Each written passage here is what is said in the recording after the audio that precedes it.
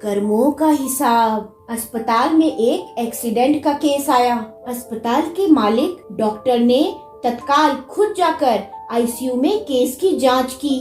2-3 घंटे के ऑपरेशन के बाद डॉक्टर बाहर आए और अपने स्टाफ को कहा, इस व्यक्ति को किसी प्रकार की कमी या तकलीफ ना हो और उससे इलाज व दवा के पैसे ना लेने के लिए भी कहा। मरीज तकरीबन 25 दिन तक अस्पताल में रहा। जब मरीज बिल्कुल ठीक हो गया और उसको डिस्चार्ज करने का दिन आया, उस मरीज का तकरीबन 4 लाख रुपए का बिल अस्पताल के मालिक और डॉक्टर की टेबल पर आया। डॉक्टर ने अपने अकाउंट मैनेजर को बुलाकर कहा, इस व्यक्ति से 1 पैसा भी नहीं लेना है। ऐसा करो, तुम उस मरीज को लेकर मेरे चैम्बर में आओ। मरीज व्हीलचेयर पर चैम्बर में लाया गया। डॉक्टर ने मरीज से पूछा, भाई मुझे पहचानते हो? मरीज ने कहा, लगता तो है कि मैंने आपको कहीं देखा है।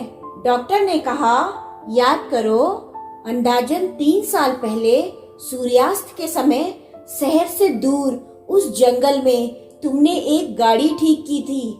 उस रोज मैं परिवार सहित पिकनिक मनाकर लौट रहा था कि अचानक कार में से धुआं निकलने लगा और गाड़ी बंद हो गई।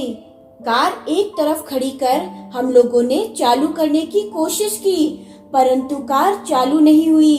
अंधेरा थोड़ा थोड़ा घिरने लगा था। चारों ओर जंगल और सुनसान था। परिवार के हर सदस्य के चेहरे पर चिंता और भय की लकीरें दिखने लगी थी और सब भगवान से प्रार्थना कर रहे थे कि कोई मदद मिल जाए। थोड़ी ही देर में चमत्कार हुआ। बाइक के ऊपर तुम आते दिखाई पड़े। हम सबने दया की नजर से हाथ ऊंचा करके तुमको रुकने का इशारा किया। तुमने बाइक खड़ी करके हमारी परेशानी का कारण पूछा।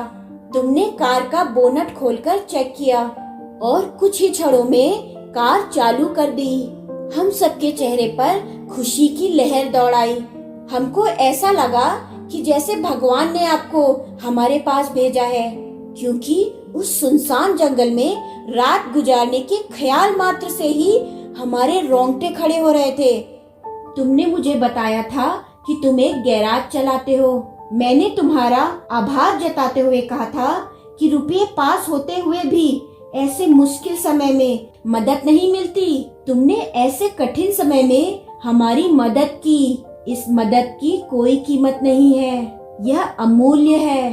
परंतु फिर भी मैं पूछना चाहता हूँ कि आपको कितने पैसे दूं? उस समय तुमने मेरे आगे हाथ जोड़कर जो शब्द कहे थे, वह शब्द मेरे जीवन की प्रेरणा बन गए हैं। तुमने कहा था कि मेरा नियम और सिद्धांत है कि मैं मुश्किल में पड़े व्यक्ति की मदद के बदले कभी कुछ नहीं लेता। मेरी इस मजदूरी का हिसाब भगवान रखते हैं। उसी दिन मैंने सोचा कि जब एक सामान्य आय का व्यक्ति इस प्रकार के उच्च विचार रख सकता है और उनका संकल्प पूर्वक पालन कर सकता है, तो मैं क्यों नहीं कर सकता? और मैंने भी अपने जीवन में यही संकल्प ले लिया है।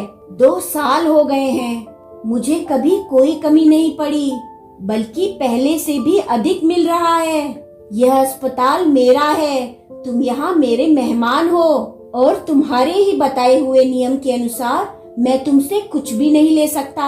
ये तो भगवान की कृपा है कि उसने मुझे ऐसी प्रेरणा देने वाले व्यक्ति की सेवा करने का मौका दिया। ऊपर वाले ने तुम्हारी मजदूरी का हिसाब रखा और वो हिसाब आज उसने चुका दिया। मेरी मजदूरी का हिसाब भी ऊपर वाला रखेगा और कभी जब मुझे जरूरत होगी वो जरूर चुका देगा। डॉक्टर ने मरीज से कहा, तुम आराम से घर जाओ और कभी भी कोई तकलीफ हो बिना संकोच के मेरे पास आ सकते हो।